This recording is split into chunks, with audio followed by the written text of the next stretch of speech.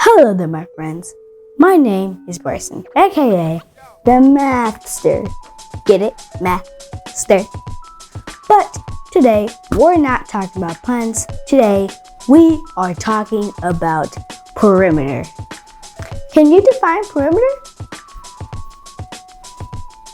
If you can, hopefully you said the distance around a shape. For example, if you pick up your cell phone, take your finger and just go around the edge of it.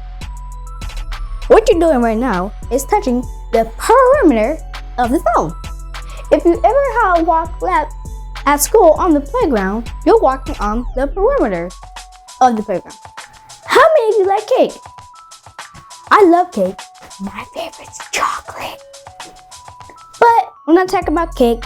We are talking about math. Usually, the icing on the cake is the perimeter of the cake.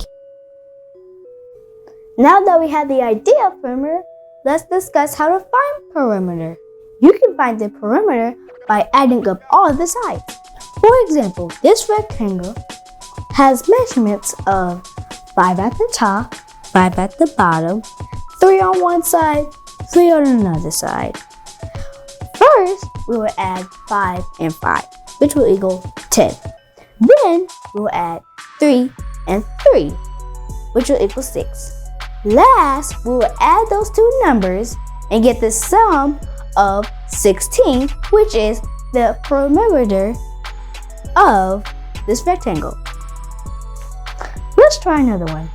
Let's say this cereal box. One side has 12 inches, another side has 12 inches. The top has 6 inches, the bottom has 6 inches. First, we'll add 12 and 12, which equals 24.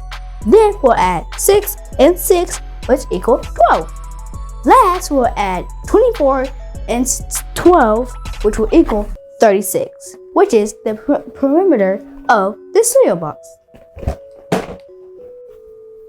That's all for today, guys. Don't forget to look for more videos and also download our free workbooks just for extra practice.